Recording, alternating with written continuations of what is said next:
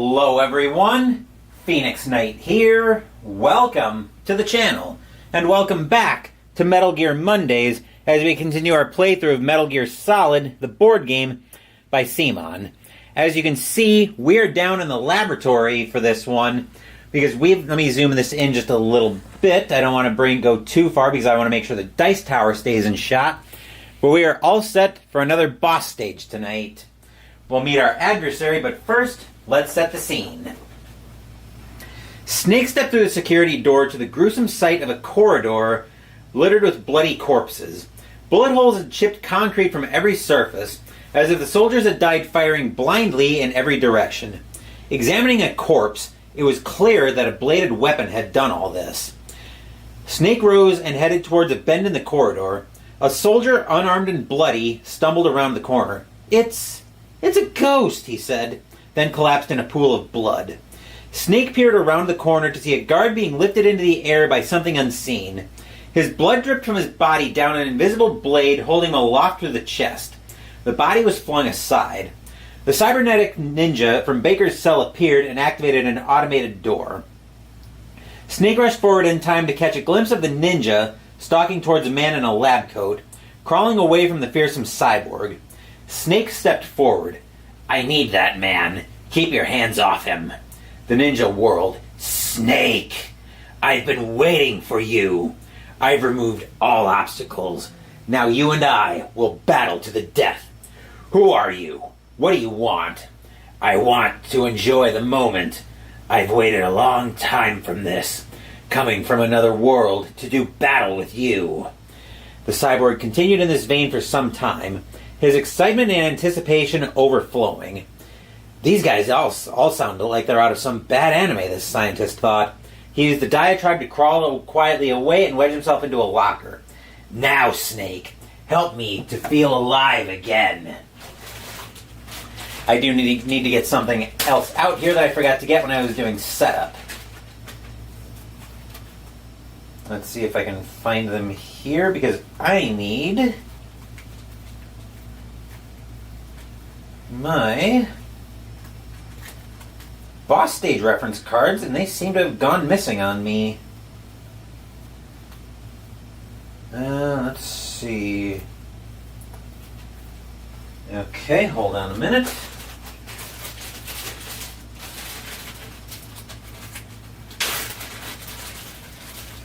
I'm a little annoyed that these boss stage references have gone missing on me. Huh. Where did they end up in all this? I'm a little bit annoyed right now because normally I keep these cards pretty well together. They're not where they should be, that's for sure. Let's see. Tank boss stage, special action, Ocelot, Mantis, helicopter gunship, Sniper Wolf, Vulcan Raven, Metal Gear Rex. Oh, wait a minute. Maybe I'm looking in the wrong place because I'm looking for sleeved cards. I don't know if I sleeved that. I didn't. I didn't sleeve the boss stage reference cards. That's why I was having trouble finding them, because they're not in the sleeved cards. Oh well. See, even Phoenix Knight is capable of being a dunderhead at times. Anyway, I'll just get these all rebagged up, and we will meet tonight's opponent, although you can probably guess, looking at what we've got in shot. Well, between what we've got in shot and the intro, you guys can probably guess tonight's opponent pretty accurately at this point. But we'll meet him anyway. We have got the Cyborg Ninja. We've got quite a few special abilities here.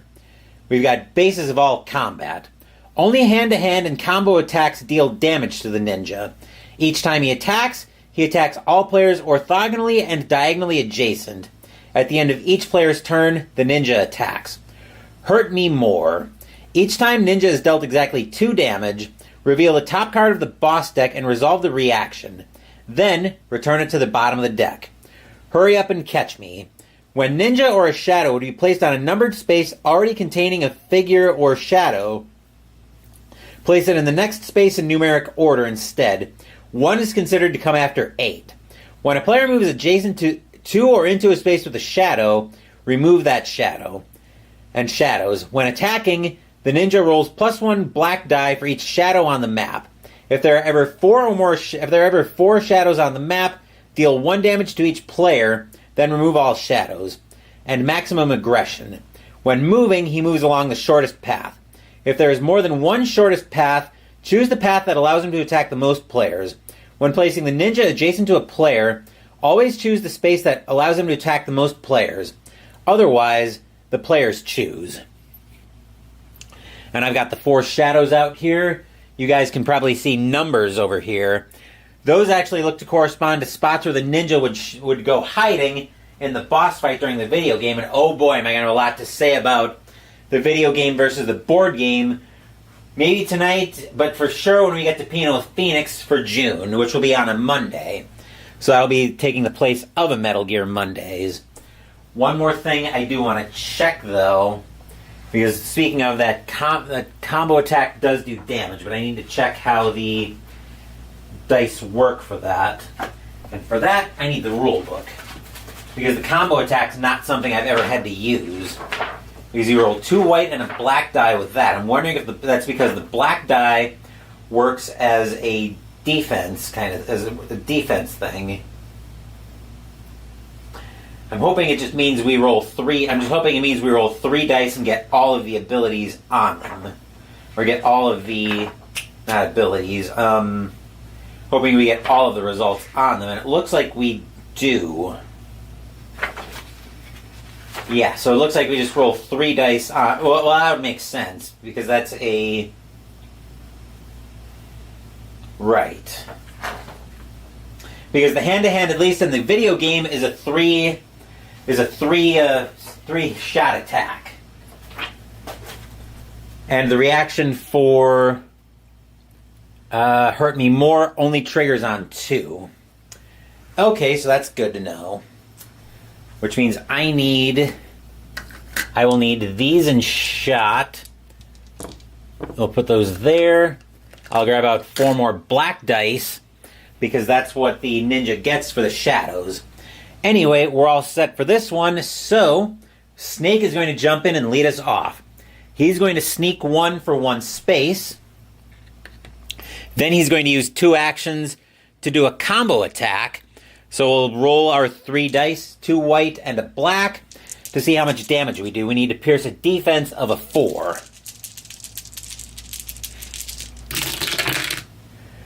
Which...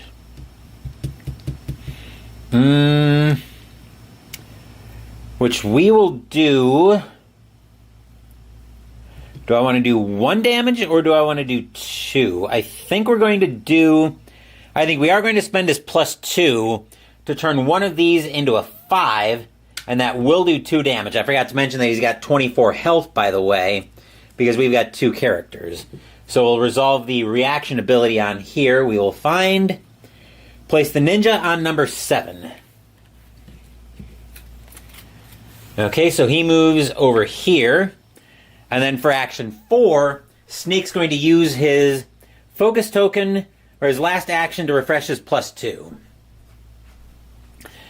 Then Meryl, he would try to attack theoretically, but he moved over, so there's nobody adjacent. Let's see, Meryl, 2, 4, 6, and she will attack. So we'll do that. Actually, no. She'd have to spend her focus action on... She has to spend her extra action on that, and I think instead... 2, 4, 6. I think instead we'll do a hand-to-hand attack, and we'll spend her extra white die.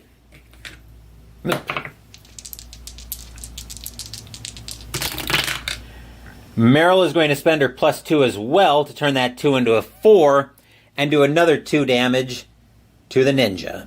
And then we'll resolve his reaction once again. Place him on number 1. So he goes over there. And then since both of our characters have gone, the ninja will now have his actual action.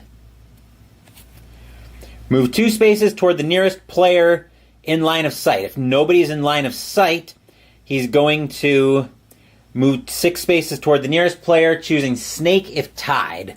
So nobody is in line of sight, but Snake is still nearest, so he will move over here, and then he'll attack with 1 black die.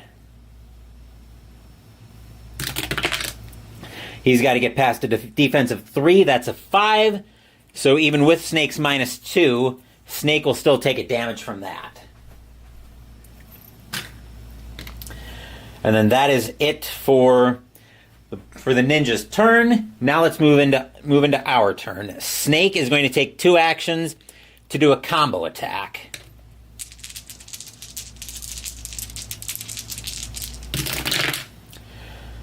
Let's see, 2, 3, 4.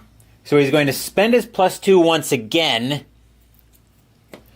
to turn the 2 into a 4, which will do another 2 damage to the ninja, bringing him up to 6 health. And the reaction here is to roll a black die, place the ninja in the space matching the die value.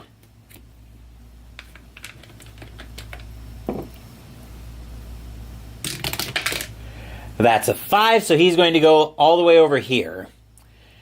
So that's 2. 3, Snake's going to refresh the +2 again. And 4... what's he going to do for 4? He's going to move...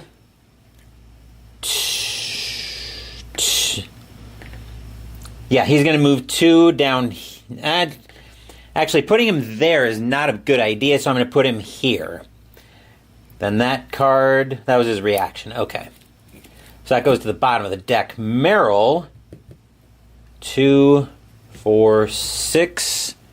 I think her turn's going to be spent refreshing her 2 focus tokens, and then she's going to dash down here. Then the ninja, actually, yes, she's going to dash here. Then the ninja's action, if a player is exactly 2 spaces away, which nobody is, place the ninja on number 2. Otherwise, place him adjacent to adjacent to the player with the least health. Snake if tied, then attack. So he is going to go adjacent to Snake, and then he's going to attack. We have no shadows on the map right now. So just the 1 black die. Which that's a 5, so Snake will take another damage.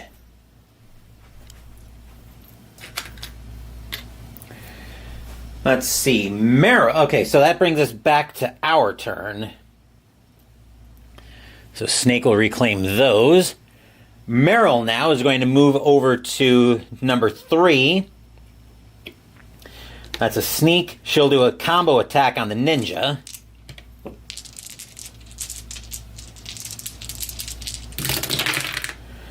That's a 5 and a 6. That's another 2 damage, bringing the ninja up to 8. And then we'll trigger the reaction.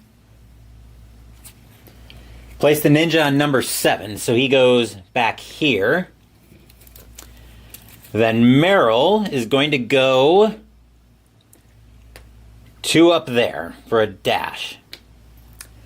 As for Snake, he's going to use his ration here to discard 2 damage and then discard the ration.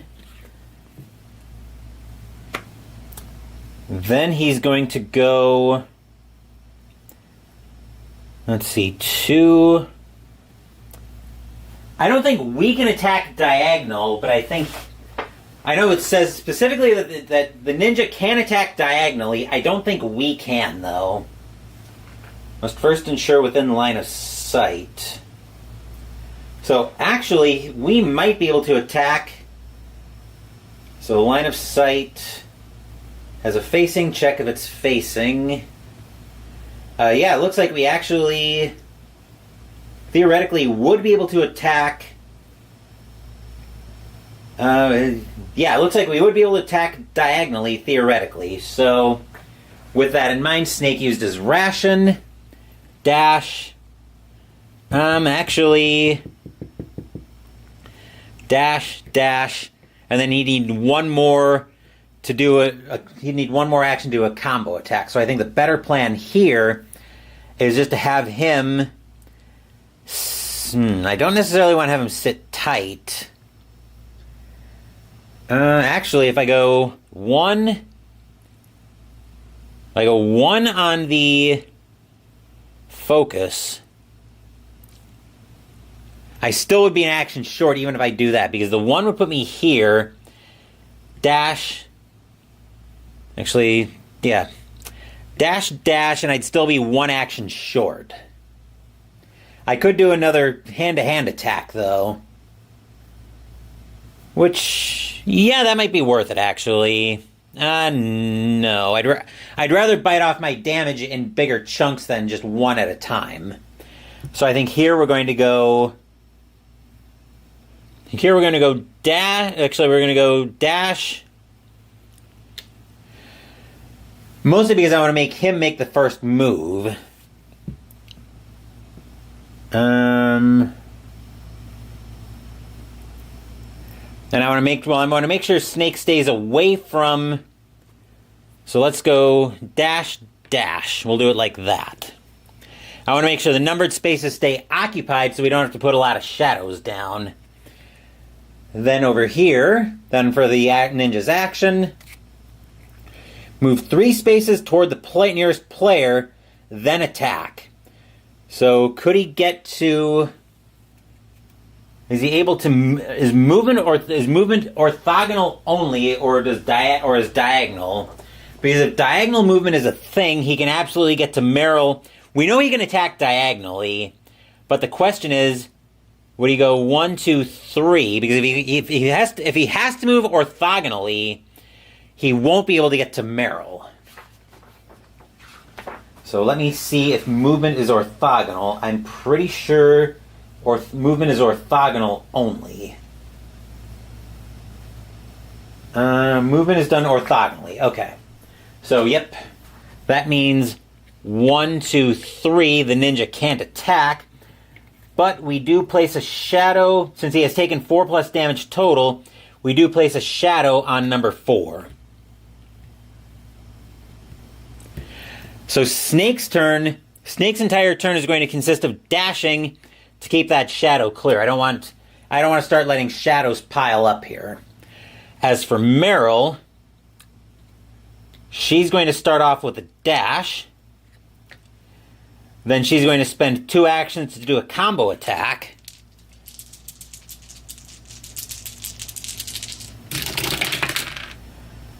Let's see, I would have to spend 2 dice, or 2 focus tokens to get up to 3 damage, so I won't. I'll have him just do 2 damage instead. Or just have her do 2 damage. And then the reaction from the ninja is to place him on number 3, which unfortunately, the number 3 does have a shadow on it. Actually, when he would be on a numbered space... Okay, so he goes to the next space in numerical order. So he would go to number 3. Instead, he's going to go to number 4, which means he's actually attacking Snake this round. And... Which actually, Snake will exhaust his action token to move away. Which technically, I think that would have to be done... Actually, can focus actions be done on... I gotta see if focus actions can be done on other turns. At no cost. Can be used at any time. Focus tokens that affect dice can be used by a player at any time. Okay. Yeah, I'm gonna go with you can use those at any time. So Snake will use that to move away. Then Meryl is going to... That goes to the bottom of the deck. Then Meryl is going to dash over here. And the ninja's action... If a player is exactly 3 spaces away, place the ninja on number 4. Okay. So we don't have a player exactly 3 spaces away, and he was already on number 4. Otherwise, place him adjacent to the player with the least health. That will be Snake, and then he'll attack. He theoretically would have attacked at the end of the turn. We'll also place a shadow on number 2. So he's attacking Snake. A 2 means Snake doesn't take any damage. So we put the shadow on number 2. As for our next turn, Snake's going to start us off with a combo attack. Actually, and I'm pretty sure we established that one player takes completely resolve their turn. Okay, so I think what we'll do here is Meryl's going to dash. He's going to dash all 4 times. Dash, sneak. That's to clear that shadow. Dash, dash. Okay, actually, yeah, that's fine. So the ninja would attack Snake at the end of Meryl's turn. That's a 3, which Snake will spend the -2 to turn that into a 1, so Snake doesn't take any damage. Speaking of Snake, he's going to start off with a combo attack.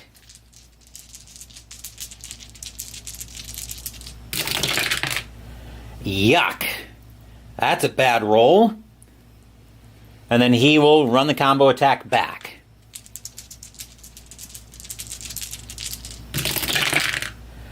$255. Okay, that works. That's another 2 damage and potentially moving him away.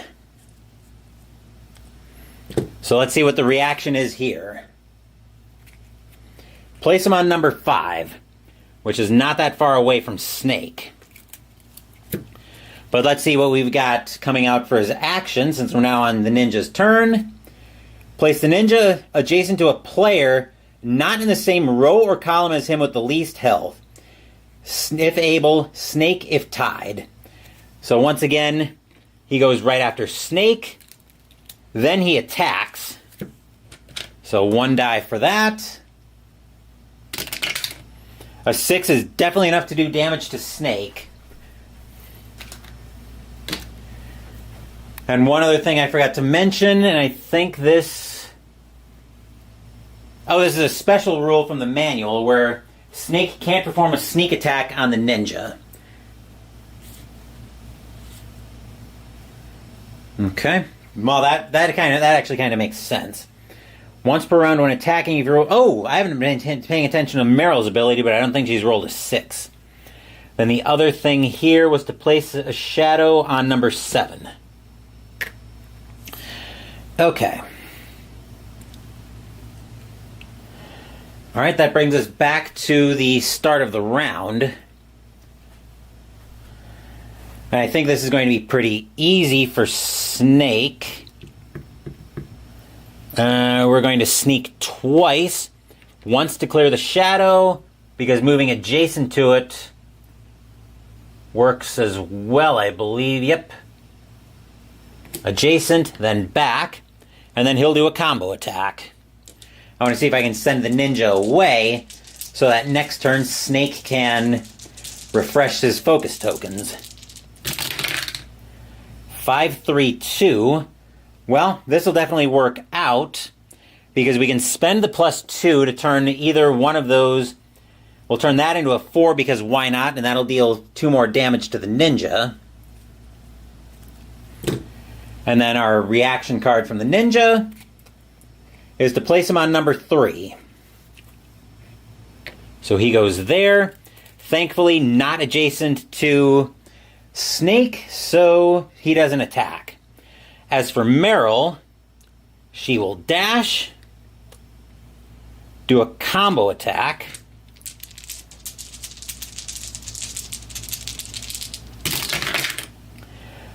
Four, 3.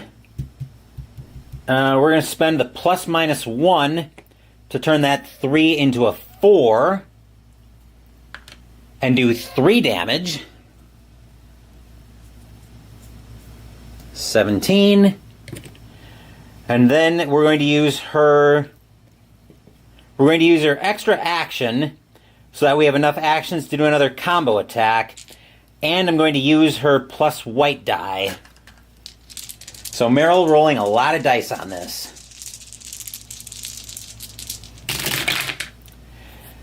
Gross. That's unfortunately no damage.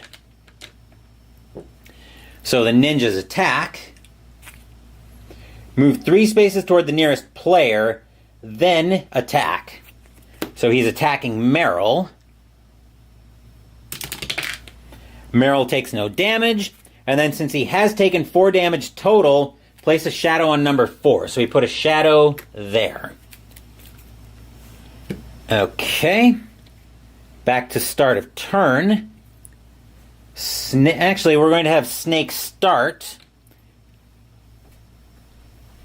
So Snake is going to... Snake's going to go refresh, refresh. Move, clear the shadow, and dash. Tries to attack. He actually is attacking Meryl. That is a 1, so nothing happening there. Meryl will start off with a combo attack.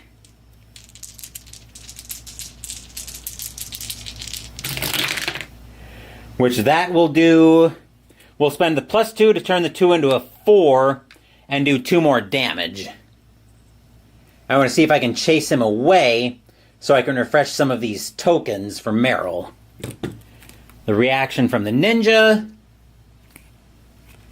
is going to roll a die, put him on the space matching the die roll. That's a 4, so that'll put him over here. And then Meryl will refresh her ±1 and +2. And then the ninja's action. If a player is exactly 2 spaces away, place the ninja on number 2. A player is 2 spaces away because he can get to Snake from here. So he goes to number 2. And we place a shadow on number 8. Okay, now... Let's see. 2-4 combo attack. And I think that's where we're going to go with that. So 2-4 and a combo attack.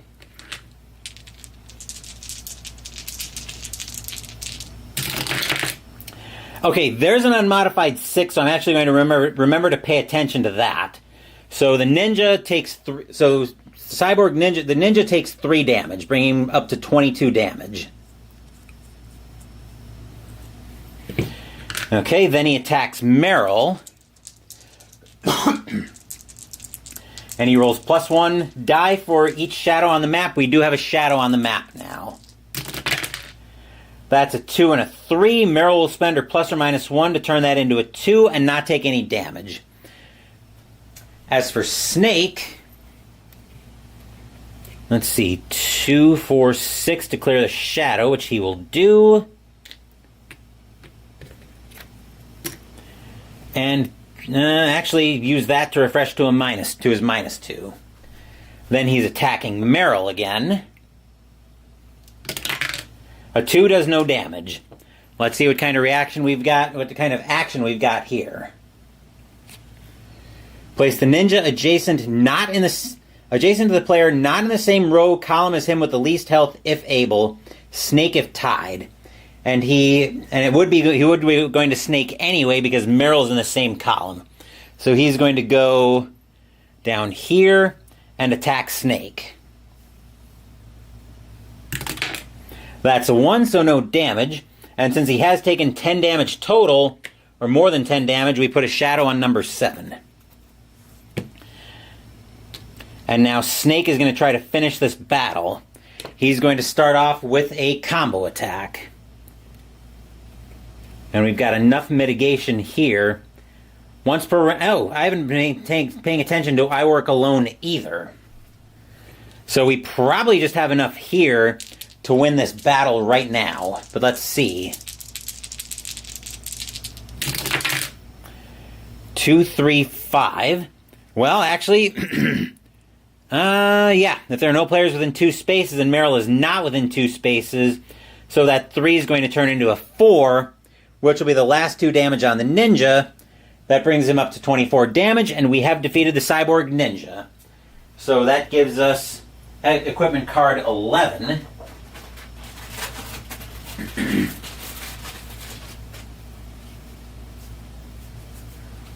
Which equipment card 11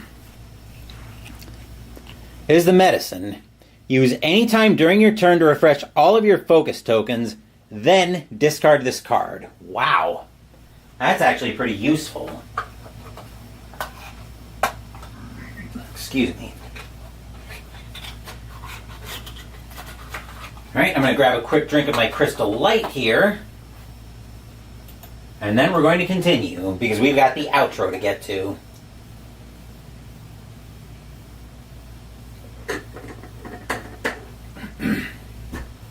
Alright. Stage 7 outro. The Cyborg Ninja staggered back, clutching his side. I felt that, Snake. Do you remember me now? His alien mechanical voice held a tone and cadence that stirred a memory in Snake's mind. It can't be! You were killed in Zanzibar! Snake exclaimed. The ninja opened his mouth to speak, but he convulsed, screaming, and fell to his knees, bashing his head against the floor hard enough to crack the tiles. The medicine! I'm losing myself! Before Snake could do anything, the ninja streaked from the room. Is it over? The scientist whispered from the inside the locker. Snake could only stare at the open door for a long moment.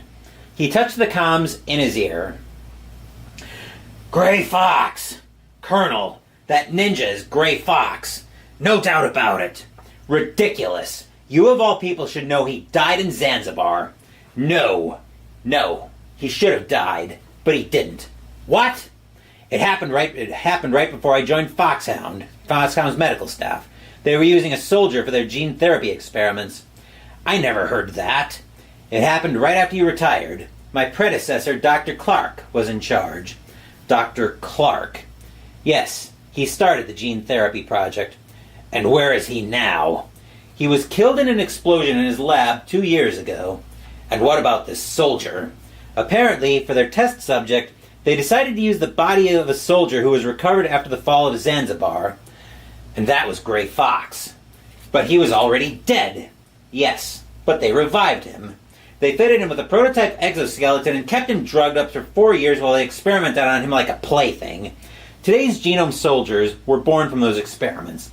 That's the sickest thing I've ever heard. They used him to test all sorts of gene therapy techniques. Naomi, why didn't you tell us about this sooner? Because it's confidential information. Is that the only reason?